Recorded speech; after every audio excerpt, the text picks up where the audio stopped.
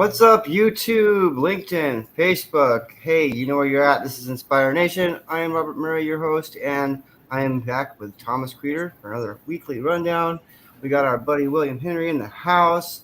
Thomas, I love you. A lot of stuff going on this week. How's it going?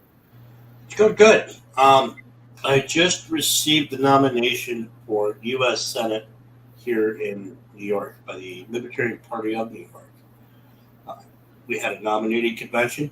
I was also seated as a delegate to our national convention in Reno. It was interesting. I was expecting a couple of other people to be nominated, and they showed up. But once I was nominated, nobody else got nominated. And that felt kind of good and kind of bad at the same time, right? I would have liked the competition as a libertarian. But it's going to be fun. I'm up against Chuck Schumer.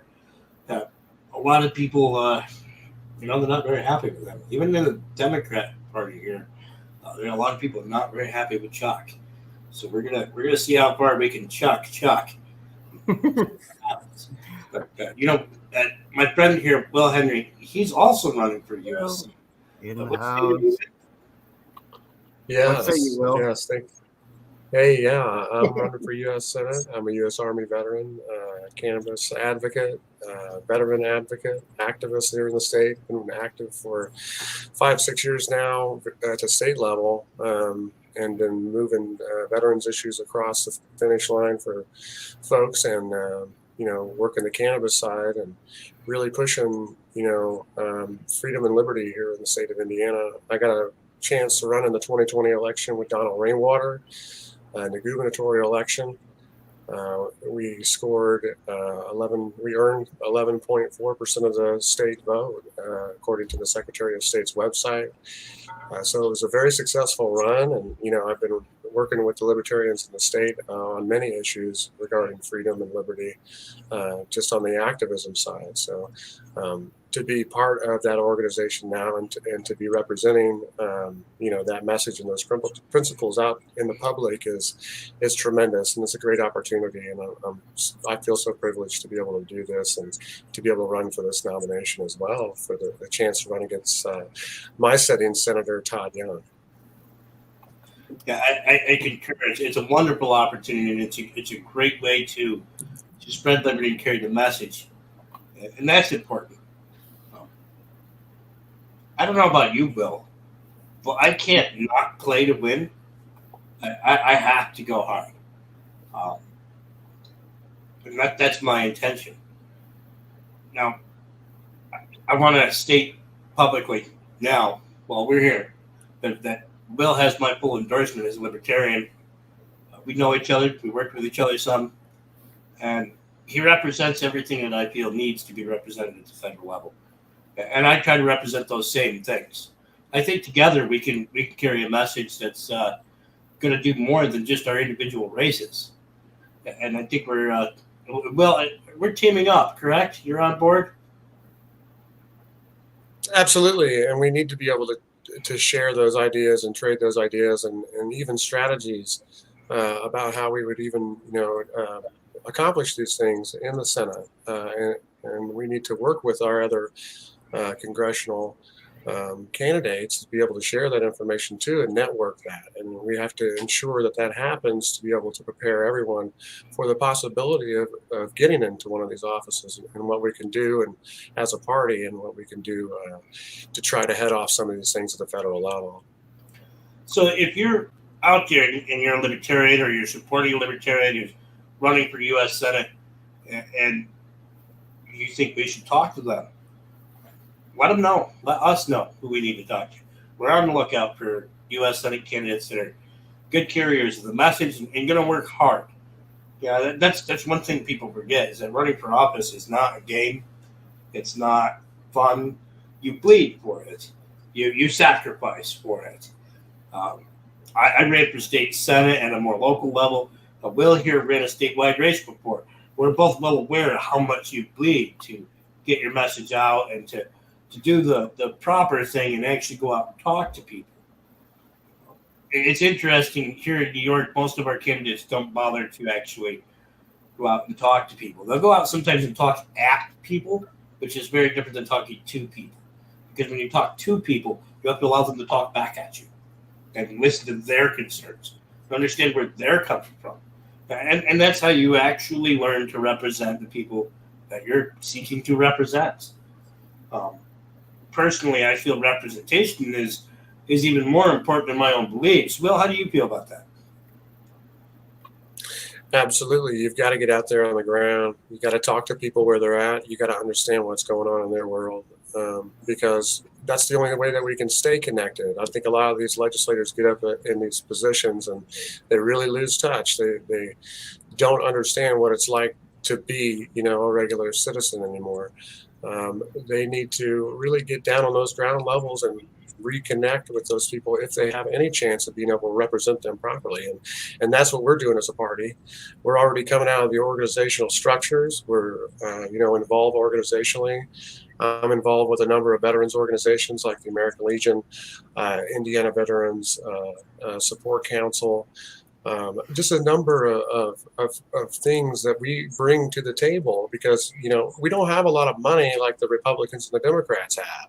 But what we do have is we have a lot of volunteerism, and we have a lot of, people working out there in the community in organizations, the old fashioned way that we would work together, and pooling money and resources together on their own for a specific thing. Our society doing that on their own outside of being forced to do that in these social programs. That's what we're trying to bring back to the table. And, that direct assistance, that direct organizational help, and kind of, because that's what we have. I mean, we don't have a lot of money, but we've got the people, we have the bodies, and we have a lot of people in organizational structures to bring that to the table. I'm glad you brought that up because volunteerism is near and dear to my heart. And you're absolutely right about the systems being ineffective and wasteful. As you can tell, I am disabled, and everybody that watches this knows that. I have a disability. The interesting thing is that I grew up on the system because I grew up in a poor family. And all through my childhood and my adulthood, it's been obvious that my neighbors, my community, my friends, now my larger libertarian community, is more effective and willing to help than any government program. But also faster and more fiscally sound. We do more with less. And I think encouraging people to recognize that volunteerism is inherent to our society already, and that each and every person can pick up an individual cause and help somebody is important. Absolutely. Yeah. That's I have a broader theory that we could starve the system if we all just started doing the work ourselves. I'm in.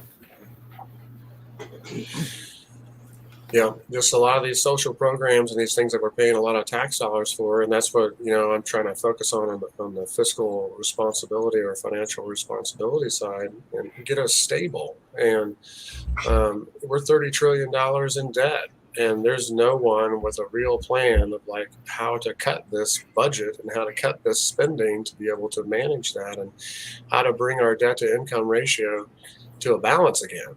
And there's no one out there with any real plans. And when we're passing, overall budget bills, and they're like a floor to ceiling stack of paper, no one's going to be able to understand that type of legislation in the amount of time that they have to vote on that. And there's so many lobbyists, and everyone are in on so many layers of the law, and we've created so much layers of law now that it's very hard to navigate and understand that code and that administrative code that's been built legislatively. So we really need people who are intelligent that can go in there and start, pushing down on these agencies and getting them to, remit some of that money back to the federal government that they're not using. Because a lot of times these agency offices will spend the last bit of money at the end of their budget year just to spend it. And it doesn't make any sense to do that if they don't really have to use it, and they'll just buy nonsense stuff like all new office chairs for everyone or something, and now everyone's got $1,000 office chair a piece when they got an office chair just a couple years before. So there's a lot of wasteful spending like that, where they'll just rush to blow the budget out so they can, in hopes to get that much or more the next year in budgeting. And that's not the responsible way to be using our dollars if we can save that money. So that money could be remitted back to the federal government, and each of these agencies should be remitting that money back to, and the state too. State agencies do it all the time. Remit that money back, and the federal agencies need to remit that money back and start, reducing their personnel, reducing the facilities and overall costs of what they're spending. And many of these programs we aren't getting our money's worth out of a lot of these programs. You guys, I just want to just real quickly acknowledge our audience here. Everybody's saying hi and stuff. But Justin, you have a lot of good stuff you're saying, bud. And also Elizabeth, she's in the audience here. Elizabeth, thank you for coming, saying hi. You guys, there's something scrolling across the bottom. WilliamHenry.us. That is your website, correct, Henry? Mr. Henry? Yep. I go to my website. I do believe you could go to either of our websites and fill out a form to volunteer. Yeah, definitely. Yep. You guys, also, I've had a couple of questions. You can still go to tomforfit2.com and it'll still direct you to his email and stuff like that. Tom@tomforfit2.com. And yep. I can scroll a new one across the bottom. Dun, dun, dun. We will have a new email soon. The website so this is one here. thomasqueeter.us. Go there. And also, there's clickable links in the Facebook post, you guys. So I want to go back to something Will said. Go ahead. He was talking about the layers of bureaucracy and how complex it is. If you really dig into that, what becomes very, very apparent is the fact that it's designed to keep the average person from understanding what they're doing, how it's done, how much is wasted, and what their money is going for. Would you agree with that, Will? Absolutely. And a lot of people don't even understand. And we lost a lot of civics understanding over the years, too. And working with organizations like the American Legion, they're very patriotic.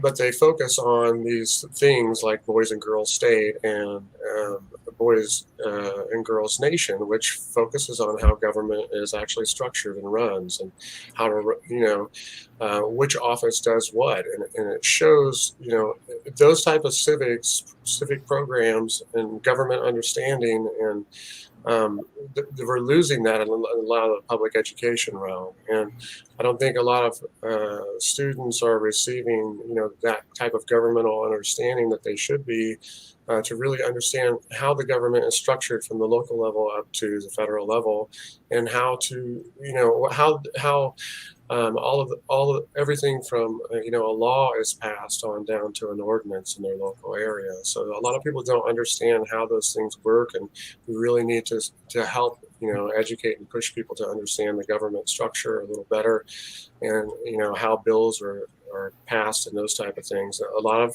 people in the general public, they just don't understand those basic civic understandings of our government. Most people who have heard me speak about my personal story are aware of the fact that I had to find a way around the FDA to receive the drug that has arguably saved my life. I can't foresee that I would be here at almost age 39 now and still alive with everything I've been through if I hadn't had the drug that increased my bone density to such a great degree. So the FDA is a federal agency. Personally, I'd like to see them all audited before they get another budget passed, each one individually by a third party. How do you feel about that, Will? Well, yeah, and working, I worked with these companies on some of the vaccine stuff, and saw how some of these emergency the emergency orders allowed some of these larger companies to pay to push their stuff forward, and allowed some of these things to happen. And this was the FDA working directly with these companies. And this was also happening with other drugs and stuff too, ongoing trials. And but we see that with cannabis. We see that with kratom. We see that with hyperbaric oxygen therapy, that the FDA just simply won't recognize the medical issues in this, and they're compliant, and they're working directly with the pharmaceutical companies, and they're more focused on helping them accomplish their mission rather than providing us with a real way of understanding some of these medicines before they go on the market. And I think that they're working in that data collection and that data, the whole operation, and understanding how those drugs are the data is compiled through the serum and plasma and other biological specimen parts. It really opened me up to how hard it is to get a drug passed without a huge amount of money to have these studies and clinical trials happening. So they box out the market with the standards and regulations, and that's what really keeps quality drugs from reaching the market. And that's why we keep getting drugs like Zantac and stuff like that end up being really bad. How do we get these regulations put in place? How does that happen? Well, we build them into place, and lobbyists are there helping push whatever their initiatives are. And so those people working full time in the hallways of these the places, in the offices, and near the floors where these people are moving in and out, and they are, they're everywhere, and they're pushing their initiatives and getting meetings with these folks and their staff to really push their initiatives rather than what the people are wanting. Right. So would it be a simpler way to put it that the larger corporations have the money to pay lobbyists to get the regulations they want to squash their competition? Yeah, they have an advantage through monetary means. Yeah. And that's interesting. That means that a corporation can purchase our government. In essence, they have a lot of people working full time. Your average person just can't go out there and volunteer 24/7 to be standing outside, and they can, it just costs money, and to pay these people to employ them to that's their specific job. It's very hard to compete with that, and that's again why I want to go back to the organizational structures and things like that. We need to start teaming up with a lot of these like-minded organizations that we can push some of these political initiatives that are really nonpartisan issues across the finish line, in those aspects too. And there's something else I want to bring up, because if either or both of us win, we're going to have to work with Democrats and Republicans. We're going to be seated in a body full of both. Personally, I've worked with a local Republican to overturn a cannabis decision by the town board. They decided that despite cannabis being legal, they didn't want to have the jobs and business in town. And this gentleman who's on the board, he was the only dissenter. He came to me. I created a petition. We passed it. We got a vote on the issue. And the community came out overwhelmingly in favor of having these businesses here. Now, the town board was railing that wouldn't represent the people, and yet the people represented themselves and voted in favor of it. Isn't that interesting? On the same token, I worked with some Democrats. I worked with someone from the state committee for the Democratic Party here in New York. She was not too keen on me at first, being a libertarian. And we got to talking and talking about disability rights and where the movement started and what it means, and how in New York a corporation can purchase a permit from the state that allows them to employ those with disabilities at a much, much lower sub-minimum wage. People often don't realize that we have sub-minimum wage. There is no flat minimum wage for everyone. There's a lesser minimum wage for those with disabilities and those who are imprisoned. And I always like to point this out. A few years ago, Texas did away with their sub-minimum wage for those with disabilities, but New York still has it. the justification is that it allows them to keep their welfare services. Now, here's the real question, right? Why can't someone who needs a little help still have a job? Why is that cutoff so extreme? And I think Will and I both know, right? At some point, you get cut off of services, but to actually replace what you need, you have to make an amount of money that's way over here in that gap. That gap is loaded with suffering and even death. So, what good is a welfare system that keeps you from getting off of it, keeps you from improving your life, and keeps you from finding your own purpose? Yeah, and that's that. And some people get sucked into that system and they can't get back out of it too. And the government likes that. And a lot of times when people seek, assistance from the government, that's the last chance that they have. So they're on their last leg anyway. So they got them hooked, at that point too. And no one wants to really live like that. No one wants to live in that type of cycle and not have enough money every time, and things like that. People get sucked into that system. And if we had more of the volunteerism and more of that organizational push like we did back in the day, we would get a lot of that back. And we people who put money where they feel that the money should go, that really helps their community. People getting together and making that community decision really makes the difference. And I always like to point out that you could donate to charitable nonprofits and write those donations off any income tax you pay it. I believe it's up to 30%.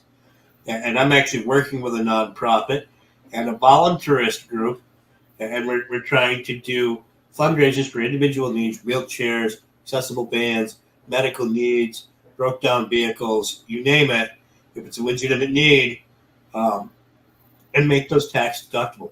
That way, we could develop a list of businesses who want to donate annually. We can develop a list of individuals who want to donate as they see fit. And we can make them all tax deductible.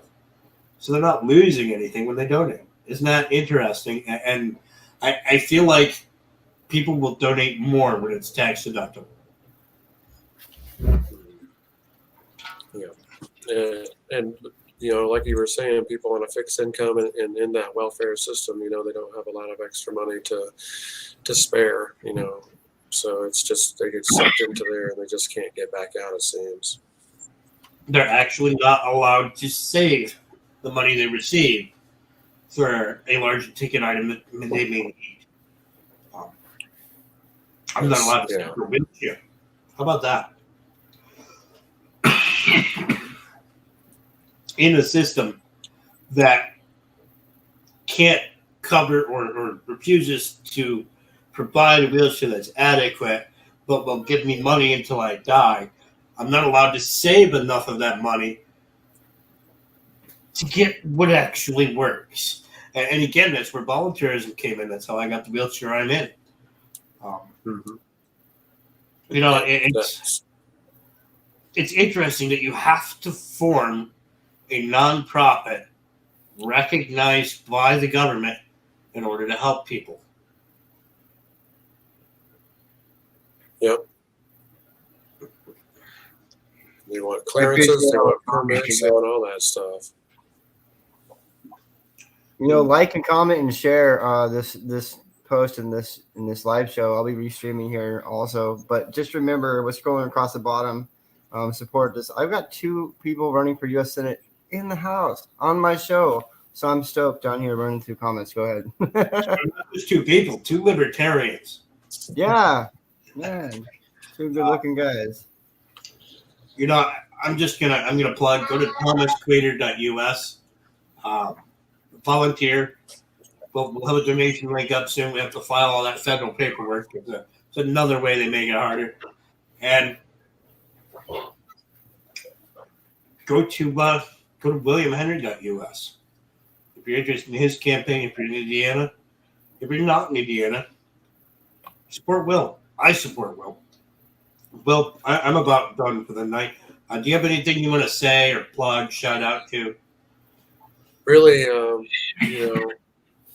I just want folks to go to my website, read more about me, and I've done a lot in the last 6 years, and in the last decade too. The last decade, coming home from a couple deployments and being a photojournalist, and having an organizational, look from the top down, and then being able to apply those here in the state of Indiana, and just go and check me out, see what I've done here in the state of Indiana, see what kind of things, the advocacy and activism I've been up to on the veteran side, cannabis side, medical freedom side, and just support, donate if you can. If you're in Indiana, volunteer. There's going to be a lot of events coming up, and the Libertarian Party of Indiana is definitely going to need as many volunteers as we can get, and we want to grow our party. There's room in our party for everyone, whether you're on the activist side, whether you're on the candidate side, it doesn't matter. We need you, and we need to build this party, for the better, for the liberty and, freedom for everybody. Well, absolutely. You want to say something here before we go?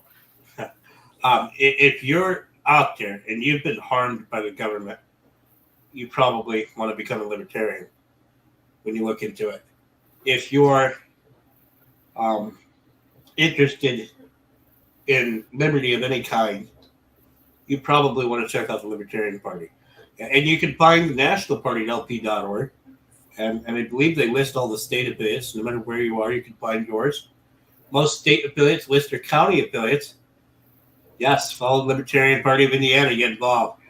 You can also follow the LPNY. That's lpny.org. But I have one last question. I know Robert's going to love that I asked this question for Will. How do you feel about any kind of health-related mandate? I don't like it at all. And I think that as individuals, we need to make sure that we remain personally sovereign individuals. And we have, the decision what goes on with our bodies and what goes in our bodies as far as medication or anything like that. And we need to be free. And I want to be able to resolve that. And give people that medical and personal freedom to be able to push back on a lot of these things that the government has a hand in our personal lives. What happens between us and our doctor is between us and our doctor. And I don't think that the government should have any regulatory or oversight what happens with that. And, a lot of folks are, they say, well, about malpractice and all these things. And, they scream on that side of stuff. If someone's not doing good at their job, they're not going to be staying employed for very long. And, they're not going to have anyone standing in their way helping them. So if they're not doing what they're supposed to be doing and their services that they're rendering or what they're doing is malicious, they're not going to be around in the market for very long. And that's just, the freedom of that. And I think if we had more opportunities for businesses to not be, not have so much, certifications and permitting and all of this stuff that really is hoops and hurdles to jump through, we would have a lot more freedom here in the U.S. and we would have a lot more growth and innovation and a lot more production and manufacturing. And we would become a production economy and a manufacturing economy and lead again, and our debt to income ratio would be crushed by that. So, I'm also against mandates, and I've been against them since before this whole COVID-19 mess. And I can tell you why. As a disabilities advocate, I am aware of a slogan that has come out of the disability rights movement, and that's never for me without me. It began with those with disabilities who had trouble communicating. It took extra effort, and often personnel at the staff of the hospital or whatever situation they were in just didn't take the time to communicate and made their medical decisions for them. And that's where never for me, without me comes from. Every individual has a right to decide their own health care. Mm-hmm. Yeah, and here in the state, we're supposed to have an ombudsman. ensuring that people are well informed of, whatever procedures and things like that are going on, and whatever vaccines that they're receiving too, whether that's flu or whatever type of vaccine that they're receiving. These ombudsmen are supposed to be the stewards of our health, and I haven't heard anything from our state ombudsman during this whole time, the last couple of years, informing or educating anyone about a lot of these medical things going on in the state. I mean, we're supposed to have these things to protect us and have an oversight, but who's overseeing them right now? And I think that we really need to get back to governing the government, and the government needs to get back to governing itself. They're too busy in our personal individual lives now, to the point where they're not governing themselves. We're so far in debt that shows that they're not watching what they're doing. They're watching what we're doing, and they're more focused on controlling the individuals out of fear and safety reasons, rather than giving us that freedom and liberty that we need. And I said that was the last thing a few minutes ago, but I'm going to be a typical politician. Keep talking for a minute.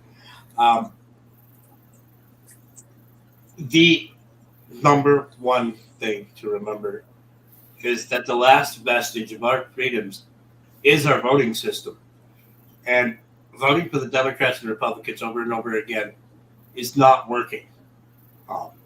The movement that's anti-mandate here in New York is all vote Republican, vote Republican, vote Republican. Well, I got news for you guys. No Republican has won a statewide race in New York in over 20 years. It's not going to happen.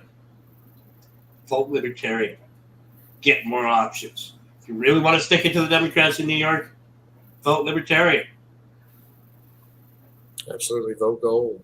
And that's what we need to do, is we need to really, a lot of people don't understand what libertarianism is. They have preconceptual notions, they have stereotypes, and we're really starting to move past that. We're starting to get really relevant candidates who are really educated about, government and how to approach government to make that change. And that's where a lot of my experience comes in, from the advocacy and activism side, working with the legislators, understanding how that law is written and moved through, and that there's a law code and there's an administrative code too. And the administrative code, that's what these agencies are supposed to be abiding by. And a lot of times there's not a lot of teeth in the administrative code to really hold these agencies and these directors accountable. That's why they slide out of all of this trouble that a normal person, a blue collar worker somewhere would be smashed by, and these people are able to slide out of this stuff with immunity.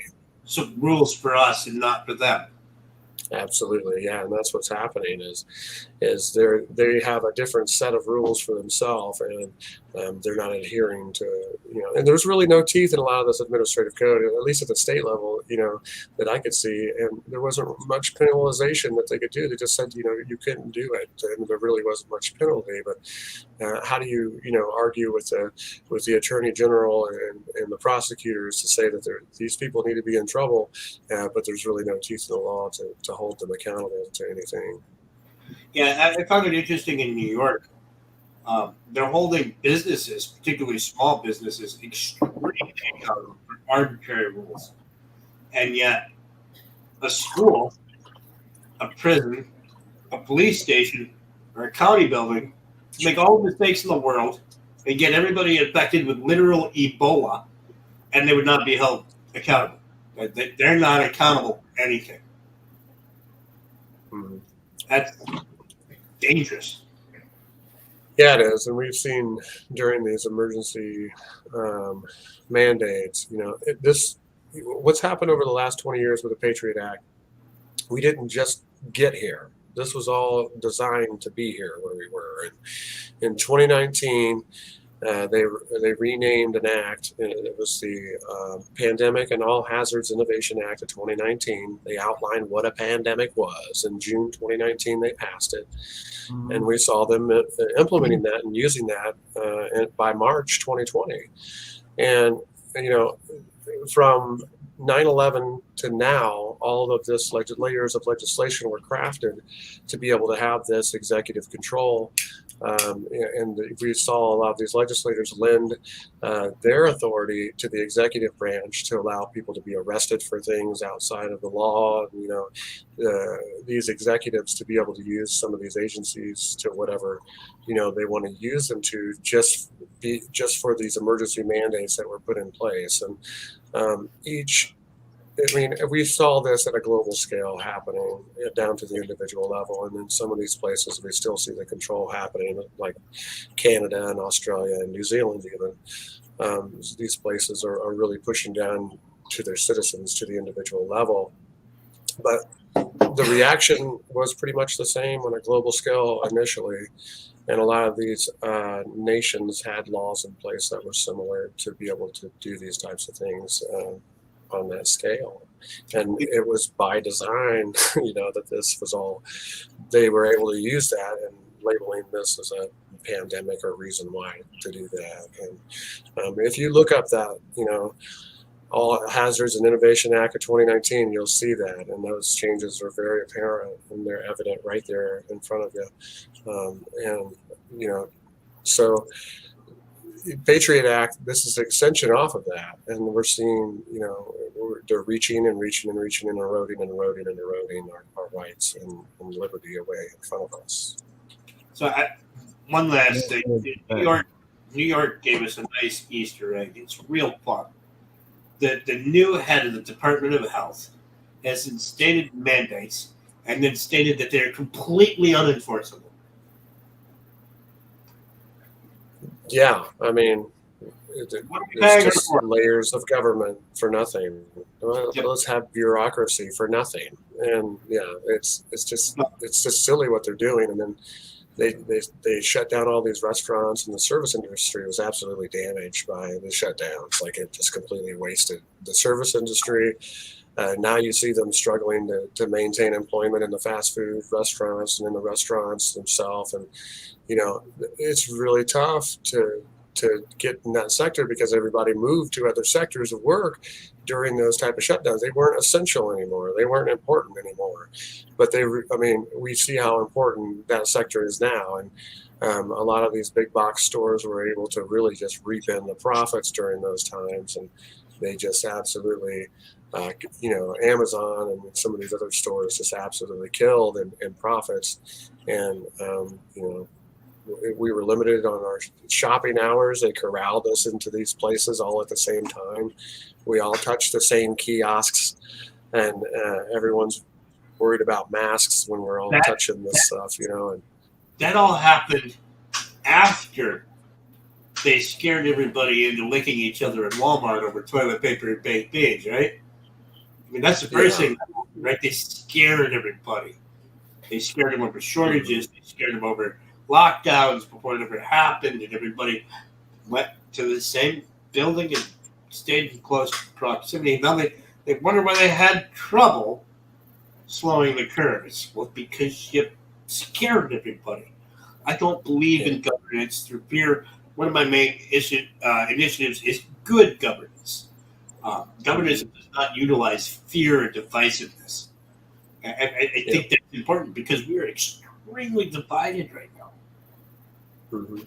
Yeah, and we saw that, after the shutdowns happened, and then we saw these distractive acts, with the protests, and then, people, and we just see this one right after another happening, and, they're using the truckers now, and then they're going to say there's a supply shortage because of that, not because the ports were, stopped up, plugged up, and they weren't able to offload that stuff for months and months and months because of the shutdowns, and then the current administration not allowing those ports to be utilized like they should have been. Now they're going to blame it on the truckers when they show up in DC here in the next week or so, and they're going to say, oh, it's because this small amount of truckers blocking up the DC roads, that's why we can't get anything to these people. And we know that's not going to be the truth. It's going to be our supply chains have already been damaged by our own shutdowns. We really hurt our own economy by shutting down the way that we did. it was absolutely devastating to a lot of the service industry and the small businesses and supply chains overall. I would like to see every state in this country move closer to a localized economy. Maybe not in everything, but wherever it's possible. Yeah, you don't see a lot of fruit stands anymore and those type of, produce stands and stuff anymore in the state of Indiana. You see out in these rural areas, you see the Walmart marketplace popping up and the Dollar General marketplace popping up, and like these produce, growers and stuff. Just we don't have that type of that commerce, that local commerce happening anymore, and we see that at the local level. Because the big box stores have taken over that and got into these, food deserts is what they call them, and like they're able to throw these little markets in there, and they just completely kill any kind of produce competition at all at the local level. Well, you know what Walmart and the Dollar General has? Partner with those folks. You know what Walmart and the Dollar General has in common? Well, subsidized. They externalize their costs onto the taxpayer. They find ways to make us pay for their business, which is already profitable enough for them to pay for it. And buildings at the local level. Yeah, I really do got to get moving. And William, I'd like to have you on my show again sometime, talk a little bit more about what you're talking about with everything, the mandates and stuff. Really interested. Sure, yeah, absolutely. Same values. It's a rabbit hole I don't really feel like going down right now because we're doing the show, but I definitely love what you're saying, and I agree 100%. And I love seeing two people running for U.S. Congress in different states and coming together and working together, talking, just conversating. It's wonderful. It's beautiful. It's what I do. It's why I do what I do. So don't forget, Robert Murray with InspireNation supports Thomas Daniel Peter, whether he's running for New York Senate or U.S. Senate. It doesn't matter. I still support you, Thomas. I am running for the Senate out of New York, so it's still a New York race. I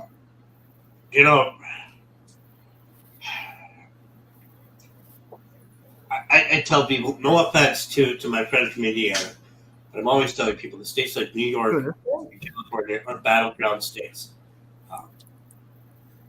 But I'm going to leave it at that, and I'm going to have a really good night. Thomas, I love you. You guys take care. Everybody, God bless. Thanks. Bye. Check us out on Clubhouse. All right, that's it.